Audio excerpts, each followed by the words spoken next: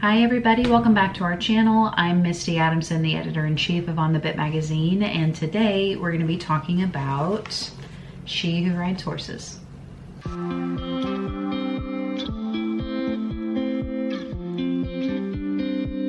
For our book discussions, basically what I do is I'll go through the book and I'll write down things that I find funny or things that I find interesting and share them with you. So this is a book discussion. This is not a book review. So if you've not read the book already, feel free to go purchase the book, read through it, come back, share your thoughts with us in the comments, and yeah, let's just have some fun. First of all, with this book, I love the cover. I think whoever did the art for the cover did such a good job of kind of making it look prehistoric a little bit. And this was my first Sarah V. Barnes read. And I love that, I mean, maybe it's because I'm a redhead, I guess. I don't know. But I love that the girl is a redhead in the story. And I love that she's riding a chestnut. It's like two redheads together just makes for so much trouble, okay? And then also, I just got a new dog, and her name is Fran. You're gonna see her in the background every once in a while making noise and just being crazy. I did not want to leave her at home, and you know, you're just gonna hear a lot of sneezing and probably some snoring later, so sorry about that. Also, if you've not already seen, our summer issue is out. Look how beautiful it is. Oh, and we also have, in every single issue, we have a read section, which is what this book discussion is coming from. We post books that are recommended by other writers or other equestrians. There is our read section for the summer. And I don't usually do my book discussions based on what is in the summer issue or like what is in the current issue. I just kind of, I have a full-time job too on top of this. So I kind of read as I go along, and I pick some of the books to do a discussion on. So if you see a book in the read discussion that you would like to do a book discussion on, let me know and I will make sure to put that one on my list. If you would like a copy of our magazine, we do post positive, encouraging, inspiring stories, stuff to uplift your spirit, stuff to kind of just get you back to the beginning, like when horses were fun. And that's kind of what we pride ourselves on. So if you would like to get a copy, we are available in digital with bonus content and print, and you can buy a copy of that on our website on thebitmagazine.com. Let's get into it. So, chapter 1. Obviously, this book is not a true story, but if you're a horse girl, you know it's hard to not think that it was first a girl who wanted to tame and ride a horse. It just makes sense. Girls and horses just go together. Because I'm a strawberry blonde, I love that this girl has red hair and is in love with a chestnut. It makes her sassy and brave. Honestly, for the longest time, I was not a chestnut girl until I got a chestnut. And then there was me with my pumpkin spice hair, my pumpkin spice horse, and my pumpkin spice dog, who both have passed away now. But now I have a chocolate Hershey Kiss dog. But all horses are special, but just from the first few pages, I can already tell that I'm going to really like this book. I know that there are still parts of the world that eat horse meat and use horse bits for various purposes, but it was really hard for me to think about reading this book. They're just such majestic creatures that I just can't imagine eating one. So here is our main character, running her hand down her tunic of horsehide, wanting to do more than just wear them and eat them. Not only that, but she wanted the horse to be okay with her touching it. Even now, we do so much with horses, many of us being taught that you're the boss, make them do what you want. We forget that horses have a brain and treat them not as a partner so much as just a brainless lump with legs to move where we want them to go. I like in one paragraph in this chapter that Naya is described as being teased by the boys of her tribe for being more interested in spending time with animals than people. I mean, yeah, and? Obviously, this girl was smart before her time. I feel like most of us, when we're young, were compassionate and out to save the world. Unfortunately, the situations that we find ourselves in teach us not only wisdom, but tentativeness, being more wary about who we spend our time with. That is a lesson. I feel like the older that you get, the more protective you are of your peace and your time and who you spend your time with. Humans can be terrible. Animals never are, or we teach them to be, or they follow their natural instinct. Who wouldn't want to spend all of their time with animals if they could? I would. I also love Ouija's character already. She recognizes the good qualities in Naya and believes in her. Everybody needs a good hype girl. Naya seems like the perfect person to try to ride the filly. She's adventurous and has courage. I think that her dream wasn't really a dream. What do you think? In chapter 2, I love that Ouija is really trying to help Naya in this chapter. She realizes the constraints that the girl is under, being expected soon to follow what every woman in their clan had to, especially being the daughter of the chief. It's much the same today, with women having certain expectations, though now we have a choice in what destiny to follow, and for the most part don't have to hear about it from our parents if we choose to follow a path different than what was previously laid out for us, although some of us still do. Parents have expectations. They want you to do things as they did, or, you know, I think for women, we still have the same kind of expectations on us, and we put those expectations on ourselves as well. But I can't imagine living in a time, and in some cultures it's still this way, but I cannot imagine living under the thumb of somebody. I can't imagine it. I wasn't really sure how to pronounce some of these names, so I'm sure I'm probably going to botch these, and maybe we'll get lucky and Sarah V. Barnes will tell us how everybody's name is pronounced, but I'm not sure if Naya's mother is Seda or Sada. I'm going to say Sada. For the purposes of this book discussion, I'm going to pronounce her mother's name as Sada. I'm glad that Naya's mother, Sada, is understanding when she hears of what her daughter did in trying to find the filly.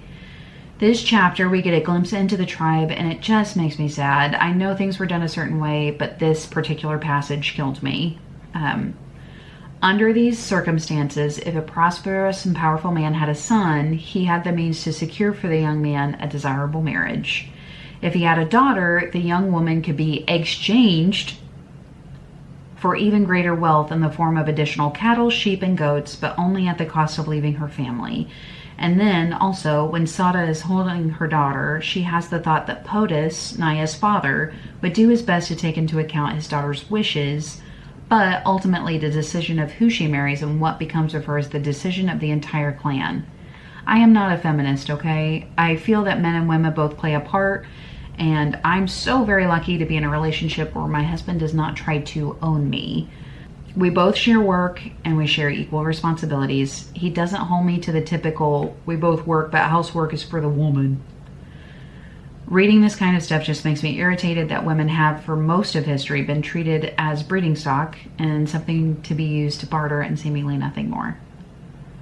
I know that this book is not a true story, but there is truth to it. Every woman reading this is going to be able to relate to the fact that the main character has a full-on destiny, but she may not be able to attain it because she may get sold off to be married instead. So the fact that these two older women can see something special in Naya and want to protect her and allow her to follow her own journey is massively special. For some women, that is the destiny that they want to follow, and there's nothing wrong with that at all. There is absolutely nothing wrong with wanting to be at home and taking care of your family and nurturing, because that is, as women, that is what we do the best. We nurture, we love, we grow, we take something and build it into something way bigger. But also, if they don't want to, that should be revered and celebrated too, right? I mean, we do all these amazing things. Not to say that, I feel like this is a discussion that can be turned into so many things, but I personally believe that men and women both have a role to play. I love my role. I love taking care of my husband. I love taking care of my home. But I also have a husband who helps me do this. Like, this would not be possible without my husband, okay? I had a dream. He helped me build my dream. He stays at home and works. I come to the office and I work. I am so very lucky to have somebody that wants me to have the things that I want to have. He cherishes me. He wants me to feel special, and I do. And because of that, I feel like our marriage is amazing. I mean, we've been married for 16 years. It'll be 16 years in November, so that's a big deal. And I love him tremendously. I feel like a lot of people can't say that. Anyway, I'm getting off on a tangent. Anyway, whatever you do, I hope that you are happy in the role that you play. I know that if I had had babies, I wouldn't have wanted to work. I would want to stay home and raise my babies, but that is not the direction that my life took. So my baby is this right now, and my baby is this chocolate kiss on the floor over here. So, and I'm very happy with my life. In any case, I hope that you feel revered and cherished. In chapter 3, I love that instead of throwing herself into trying to tame the filly, Naya takes her time learning their behavior. She learns to slowly allow herself to be accepted by them instead of forcing it. And I love that while she watches them and learns their different personalities, she names them all and slowly earns their trust. There's a lot to be said of this chapter. I don't think we give horses or ourselves enough time to just be together and learn each other. We always seem to kind of be in a hurry. I liked that it wasn't forceful. It literally just felt natural. And although reading this for the first time, my guess for the lone figure who is watching at the end of the one section was Naya's dad. What was your guess? Reading along a bit, Naya finally reveals what she'd been doing with the horses to her father, who is definitely not the figure who is watching Naya. Now I'm wondering who then, since all of our characters are in on it. Maybe a boy from their clan? Maybe her future husband? Honestly, though, Naya is onto something that her father doesn't seem to understand. She wants to harness the power and strength of the horse, something that he thinks is impossible. But even the try is worth it, because how much more powerful would their clan be if they were the only ones to be able to harness all of that power? How much faster and easier they'd be able to move. He doesn't see the big picture, but she can. By the end of the chapter, we've gone from Naya wanting to tame the red filly to having a task of taming the entire herd. Definitely makes sense, but I wonder just how she's going to pull it off. Though I'm glad POTUS and Awos were able to see sense and reason to allow her to attempt it. In chapter 4, I already feel like just reading the beginning of this chapter that these particular family members that Naya is pointing out who she thinks has a poor opinion of her are the very same ones that will probably cause trouble later on in the book. Especially since what she's doing is considered unorthodox and never done before. I also wonder if some of them might get mad, like if she is able to pull it off, that it was a woman that did it and not a man. You know what I mean? I can't help but be irritated by the, with that red hair and those blue eyes, the ill-favored girl is bad luck, comment by Naya's cousin. We're not bad luck, okay? We're just sassy and full of spice. But nice. Unless you're mean to us, then we're full of spice, okay? As I've grown older, my hair has lightened in color, as it will continue to do until I go completely blonde and probably white. But when I was a kid, I was teased mercilessly, and still am as an adult. Just the other day, I wore my hair in braids at work, and one of my coworkers made a, "Okay, Pippi Longstocking," comment, which I blatantly ignored. So I can 100% understand how the character feels here. I just think my hair color gives me a little sass, and though my hair is lighter now than when I was a child, the sass part never goes away. Also, with this comment, it just goes to show how uneducated people look when they make bigoted comments without having an education to back it up. It just makes you look stupid, okay? I love that when the author is talking about Naya's camp being dismantled to be moved to another location, that she points out that everyone has to carry something, and that they tried to harness cattle in the past to carry loads, but they would run off. She's setting up the usefulness of the horse. The part about Naya's father as a chief of the clan having difficulty with some people makes me so glad to be a literal nobody. There is a blessing in being an unknown, and I don't think I would have the patience to deal with so many people who love you and wish the best for you, and hate you and wish the absolute worst at the same time. It's like being the president of the US or a leader of any country. There's no salary in the world that you could pay me that would make me want to do those types of jobs. Again, with the author setting up the usefulness of the horse when talking about herding the animals and making sure they don't stampede, horses are such amazingly useful and smart animals, perfect for so many jobs, and Naya can see that. There is a part in this chapter that talks about the clan spotting the horses and the priests wanting to catch the chestnut filly to sacrifice because of her unusual color. I'm kind of surprised that they don't also want to sacrifice Naya, as it seems her red hair is also unusual. There were tribes that used to sacrifice women, so the thought just came to mind. I love how the first interaction between Naya and the chestnut filly is her scratching her butt, of course. And it obviously made an impact because she stuck around after Naya was shot with the arrow meant for the chestnut. True horse girl right there. In chapter 5, often in life we learn lessons the hard way. I felt bad for Atal when he shot his arrow into Naya without really knowing what he was shooting at, and then had to feel the anguish of it, especially as his father sought to teach him a lesson about being too reckless with his gift of shooting. Maybe I've read way too many books, but somehow, when I read that Atal was 16, I immediately had the thought that he will end up falling in love with Naya. And then when they turned her over and he saw her face and said that she was beautiful and that she took his breath away, I gave a little giddy cheer inside. Somehow I feel that these three men are going to be very instrumental in Naya's quest to tame the horses. Also, it's nice to hear a man say that Naya was beautiful when every other man in her tribe finds her upsetting in some way because of her hair color. It's refreshing, and it takes a special man to be able to love a true redhead. Just ask my husband why. Moving right along, and as I'm a respiratory therapist, okay, I help people breathe, I put people on the ventilator, I do all of those things.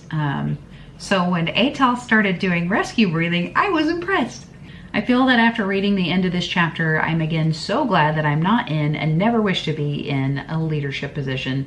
Terrible people will do just about anything for power. Moving along to chapter 6. I can't even imagine being in an emergency situation and literally being unable to do anything in a massively vast area with nothing around. It would feel so isolating and terrifying. I really loved the conversation that Naya had with, assumedly, the filly while she was unconscious, especially when she asks who she is and she responds with, "I am the friend of your heart." How true that is. When Naya opens her eyes for a moment, Atal is surprised to see that her eyes were blue like his. Obviously, they didn't have mirrors.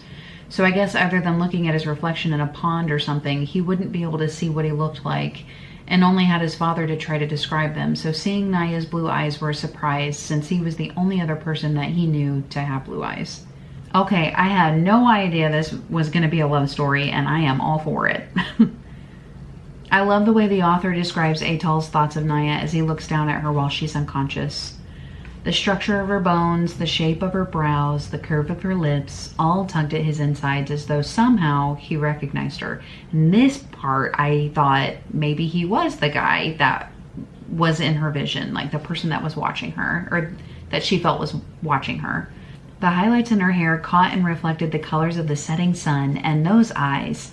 Something shifted near the center of his being. Oh yeah, he's in love. And then to follow that up with, if she survives, he thought, my life won't be hers. Makes a girl giddy. How terrifying, though, to be in the vastness after dark, knowing you're being hunted and feel completely trapped. I love that the filly came back, though. She told Naya in her unconscious state that she would stay near, and she did. Despite not knowing Atal and how he would be. That and the herd encircled them as though they were being protective. And so, at the end of this chapter, Atal gets his first taste of what it's like to try to subdue a fiery and determined redhead. And I know that with the way he reacted, he's going to be just fine. Moving on to chapter 7. Not the best first impression for Atal with Naya's father. I guess he could have at least given him a chance to explain what happened before he punched him out. Especially when he was holding his daughter in a way that she didn't get hurt worse. But there's nothing better than a protective man, if I do say so myself. And then reading along, I realized POTUS punched Atal out because his daughter was sitting in his lap, not even realizing he was keeping her from dying. That made a lot more sense. Well, at the end of the chapter, POTUS has not killed Atal after his explanation of what happened, so I guess that's a good start. At the beginning of chapter 8, I'm worried about what poor POTUS will come up against when he rejoins their clan. It sounds as though what's-his-face with the scar was planning a coup, and if POTUS doesn't have allies in his clan, he's going to be toast. In this part where Oyun? It's Oyun for me, okay? Please correct me if I'm wrong. In this part where Oyun was thinking of his wife, or rather his brother's widow, who he took as his wife out of obligation, there's the thought of, as for himself, since the death of his first wife, no woman had drawn him until, but he ruthlessly strangled the thought before it could even form in his mind. Oh goodness. I have a theory, and I hope that it's wrong, because at this point in the book I like POTUS, but my theory is that POTUS is going to go back to the clan and leave his wife and his daughter to be taken care of by Oyun and Atal, so Naya can heal up since he can't be away and they can't move her. There's going to be a coup and he's going to be killed. This is my theory, okay? At this point I already know what's going to happen, but these were my thoughts as I was reading the book the first time. So my guess is Oyun is taken by Sada and ends up falling in love with her while he protects her and her daughter for a few weeks out on the steppe. Have I watched too many Hallmark movies? I think yes. My theory is all the more possible with Oyun's thought as the clan passed out of sight after he got provisions. Oyun stood wondering, watching as the clan moved away from him down the well-trodden path. Before long, people and animals had all disappeared from sight around a bend in the trail. Just as they did, a sudden chill passed over him, as though the sun had also disappeared, and he knew that misfortune stalked the clan, bringing with it loss and death, but for whom, he could not say. Dun, dun, dun. Guess we'll find out. In Chapter 9, another clue as to what may happen comes around when Oyun and Sada are talking about curing Naya's spirit, and they're talking about her father-in-law, and he says in regard to her father-in-law, reaching his time of transition or his death from old age, as it is often thus when the spirit is allowed to take its time in its final crossing, but rarely does one such as your father-in-law, a warrior and a chief, survive long enough to face death as the natural consequences of age, and not as the violent end of a life cut short in its prime. Oh, POTUS, what's going to become of you? Now, finally, in the midst of the first winter storm, Naya can sense the presence of the horses and almost runs out into the weather to be with them, but is stopped by Atal. The next morning, as the two men go out to get more wood for the fire, they see a herd of horses near their tent and go inside to get weapons to hunt them, only to be stopped by Naya, who blocks the entrance until they put their weapons down. When she crumples into a heap, Atal lifts her up into his arms and carries her back to her nest of hides to rest, realizing it's the same herd that saved their lives against the wolves, and the same herd that Naya risked her life to save from his arrow. Okay. All of it leads Oyun to have Sada explain what's going on, or they will hunt the horses. I'm interested to see what will happen on the spirit journey that Atal will no doubt take to bring Naya back from. In Chapter 10, in Naya's spirit journey, I can't help but feel elation when she has a vision of riding the chestnut filly for the first time. I mean, every horse girl remembers her first time riding a horse. It takes me back to being a kid when I was completely unafraid of riding my friend's mare when the author writes, laughing, red hair streaming behind her, Naya abandoned her hold on the filly's mane and rode, head thrown back, arms outstretched. Pure joy suffused her entire being, and she knew somehow that in that moment, the young horse's happiness matched her own. That right there is everything. Those two sentences completely encompass everything there is about loving a horse. And then, now, we learn that the voice that Naya hears in her visions is not the red filly, but who is it? What's your guess? Then we shift to Atal's spirit journey, where his spirit guide is asking him what he desires, and his answer, I want to see her smile. He said at last, surprising himself, yet he knew it to be true. At that moment, beyond anything else, he wanted to see Naya happy, laughing, alive. More than that, he wanted her to smile at him. Yes, he does. Okay, so in this time, and this is going completely off the rails here because I did not write this in my notes, but at this time, rereading things, it kind of makes me think that a woman in this time period, or like even in the 1700s, the 1800s, when this kind of, you get married to increase your standing in the world, your social standing in the world, or your money or whatever, so very rare to actually fall in love or find somebody that loves you and wants to be with you. Does that make sense? But here's Atal falling in love with Naya's red hair and smile. The spirit journey of the two characters was confusing to me. I think before I read something, I get an idea of what's coming and what I expect to happen. Atal finding Naya and helping her in the vision did not happen. He sacrificed his bow, and though it seems as though Naya indeed found her way out of the spirit world, I'm confused at how. Her journey for us ended with her running toward the filly. She didn't see Atal at all in her vision.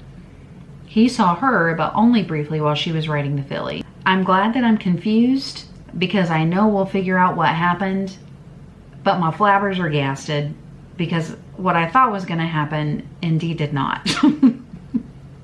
So I guess good job on the author's part for kind of making the twist there. So kudos to Sarah Barnes for keeping me on my toes here. I wrote that in my notes. That's funny. Oyun does say at the end of part 1 that they will probably have 3 moons or months before he and his son are able to reunite Sada and Naya with their people. So who knows what will occur in that time. Part 2, Late Winter, Chapter 11. I loved how in this chapter the author likens Naya to the horses where Atal is concerned when she's feeling better and stays outside with him. Even though she doesn't like him and shoots him hostile glances, he is persistent at being in her presence. Though from a distance, just as she did with the horses, I'm sure eventually he will win her over, just as she did them. And there is nothing more powerful in life than consistency and persistence. This chapter brings up such an excellent question as Naya is pondering how to catch the filly. She thinks trying to restrain the creatures against their own will would be futile in any case. They were too strong. Moreover, such a betrayal would destroy the very relationship she hoped to establish, and she wasn't willing to sacrifice what she herself most desired. But without a rope, Naya still had to ask herself what could she do that would cause the filly to choose on her own to be with her. How can I create such ties? This is a fantastic question, and one that I think a lot of equestrians don't ask themselves enough. I think the majority of us just think that the relationship is owed to us being the smarter species in the way of show them who's boss is king in much of today's horsemanship. But I want to experience more of what Naya is choosing. Finally, we have the first bit of friendliness between Atal and Naya when he makes a horn out of the antler and shows Naya how to make the sound with it before giving it to her. The author writes, she couldn't remember anyone ever giving her such a gift, with the exception of the bare tooth she wore around her neck. She didn't know quite how to respond. After a moment, she stood and went back to the shelter, disappearing inside only to reappear with Atal's bow and quiver. I love that the very thing that Atal sacrificed in his spirit journey, and consequently in his waking life, is the very thing that will bring he and Naya closer, his bow. Chapter 12. I have to say that men who are determined to win a particular woman, specifically a redhead, are some of the most patient men around. I know this from experience because my husband chased me for 8 or 9 months before I finally said I'd go out with him, and Atal is no exception here. I do feel sorry for him though, since he's now afraid to shoot any arrows because they may miss their mark like they did after his spirit journey. I'm sure that him sacrificing his gift to save Naya will be the thing that Naya gives back to him in some way or other. On page 155, the little scene where Naya is getting frustrated that she can't hit the bullseye is so cute. Let me help you, said Atal, his voice gentle. Blue Eyes silently asked permission before he encircled her in his arms. With his left hand over hers, they gripped the bow together, the fingers of his right hand hooked on either side around the string. They stood so close that she was tempted to lean her back into the support offered by his broad chest. The top of her head fit just beneath his chin. Together, they brought the bow up into position.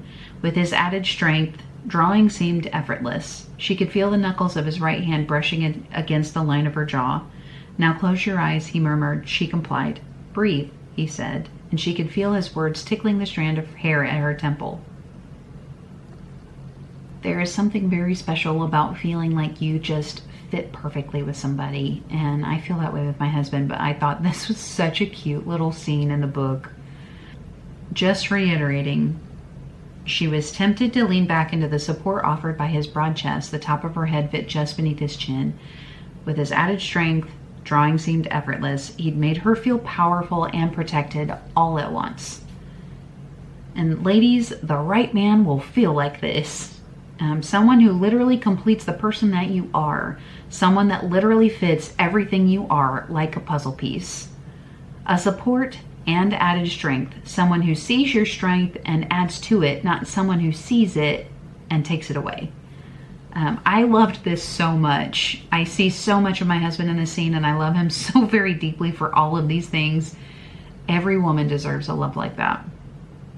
Also this part, I did it, she said again, louder this time. Turning back to Atal, she gave him a radiant smile. Dude just got exactly what his heart's desire was. Not only seeing her smile, but seeing her smile at him. And then at the end of this little section, when Atal reached out, offering his free hand to Naya, it seemed the most natural thing in the world for her to take it. Squeak! By the end of the chapter, Atal has met the Grey Stallion and has fallen in love with him, going above and beyond to provide food for him and going out of his way to create a connection. I can't help but think that everything worked out well for Naya. Though she got injured, it created an opportunity for her to get to know the horses closely for a long time with no problems from her clan, or trying to make excuses to seek the herd out. It made things easier for her in the long run. So Atal actually did her a favor. And chapter 13, what in the world is going on between Seda and Oyun? So far he's been an honorable man, and I really hope that he lives up to that. Sada too. There's an attraction there between the two of them, but they are both married, which I think, I'm not really sure what happened to his wife. I can't remember. I'm not a fan of cheating, and that will only ruin this book for me.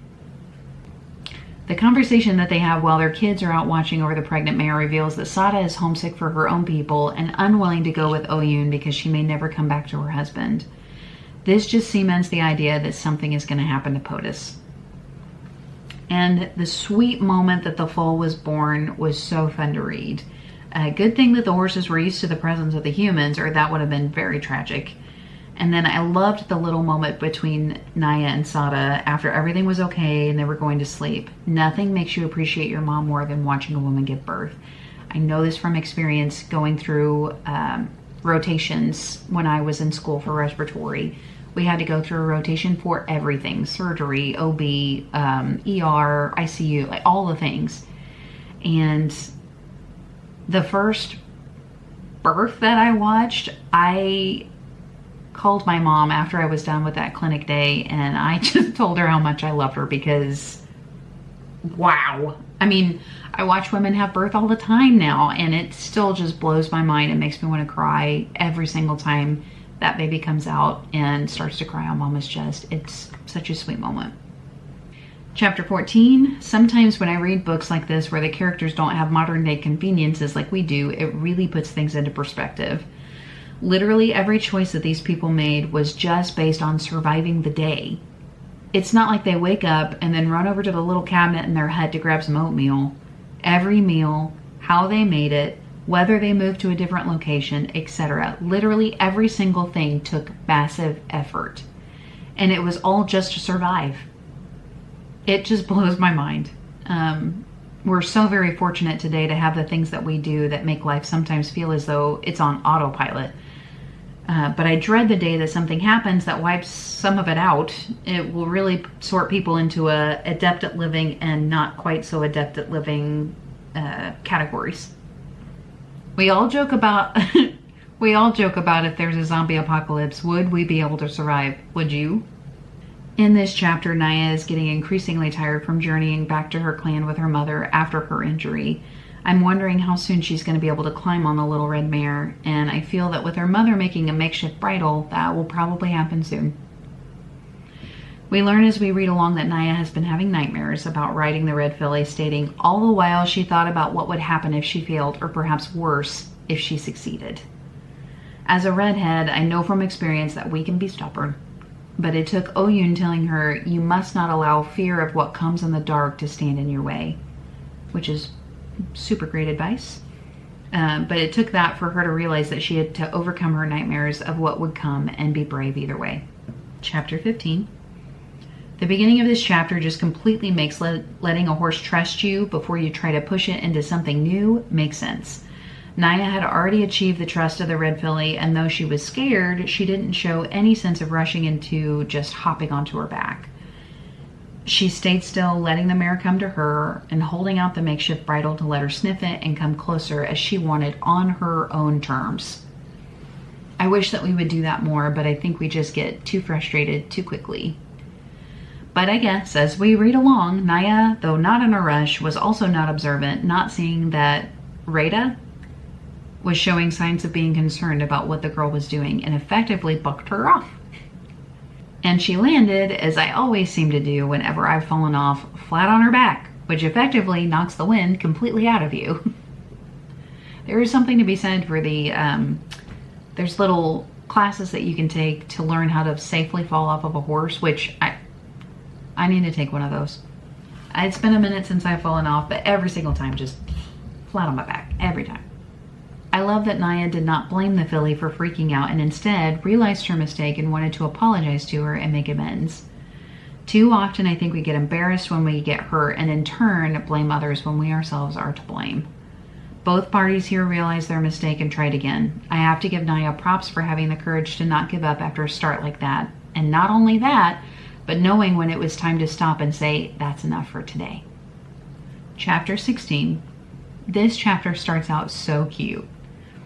When Naya is getting ready to throw a leg over the mare again, Atal looked up at her with encouragement. And the author writes, afterwards, when Naya tried to relive what happened next, the last thing she could recall noticing was that the blue of his eyes matched the sky overhead. After that, time ceased and she became lost in the flow of the moment. There is truly nothing better than a man that is strong in his masculinity but soft for his lady. Encouraging her to live out her dreams. I have that, and there are days that I just don't know how I'm going to move forward, but my husband knows just what to say or do to encourage me and help assuage my fear or anxiety. There is absolutely nothing better in the world than having a partner that makes you feel strong even when you don't think you are. I love this part. Naya laughed, a joyous sound that made Atal's heart swell. She and the red filly were a magnificent pair, the slim figure astride the young horse, matching chestnut heads held proudly. For a moment he almost couldn't breathe, so awed he was by the sight of the two, surrounded by an aura of sunlight reflecting off the highlights in the filly's fiery coat and the girl's red gold hair. Han Joka Rasasta Havosala, he whispered, she who rides horses. I can't speak this language. I'm learning German, okay? I'm doing my best here. I think the author did such a great job capturing such a magical moment, not only between a man falling in love with a woman, but a woman falling deeper in love with a horse and the reverence of every party. As Atal climbs aboard Maraka, the author writes, uncertainty came first, followed by increasing confidence. Little by little, between the young man and the stallion, as between the girl and the filly, a shared language began to develop. Delicately, respectfully, each pair probed one another's thoughts, questioning, answering, asking, and responding, continuously seeking to move together in harmony. First of all, I can just see Sarah Barnes sitting down to write this part, trying to remember the first time she climbed aboard a horse and how it felt and what she experienced as she tries to put it into words. That, and what a wonderful job she does of literally taking every horseman back to their humble roots. I think sometimes when we ride, we think less of speaking to each other, rider to horse, and more of just knowing what cues to give when we want a change in pace or direction. We don't really have a conversation with our mounts, we just have expectations and expect them to follow through, and if they don't, we get frustrated. Thinking of riding as less of a set of actions one must make and instead focusing on what you're actually telling the horse with your body seems like a novel idea indeed. And then the way the chapter ended with Naya finally getting to gallop across the steppe on the mare as she had done in her vision. Chef's kiss. Not only chef's kiss, but Atal's kiss, apparently, as he was so overcome by how beautiful and brave Naya was that they were both overcome with their love for each other. Oh. Chapter 17. I'm not really sure how to go into this chapter with Oyun and Seda. I mean, she's married, okay? And I'm an anti-cheating girly. I do understand that her marriage to POTUS was arranged for alliance reasons, so she probably never loved him, but I don't see how either of them are going to move forward from this. She is the clan chief's wife. She's in a position of power. But at the same time, if her loyalty is found wavering, I could see the clan either killing her or Oyun. Chapter 18. This is our final chapter, and I know going into it there's no way there will be a resolution at the end of this book. Luckily though, Sarah V. Barnes wrote a follow-up, which we featured in our summer 2026 issue in our read section of the magazine. Right there.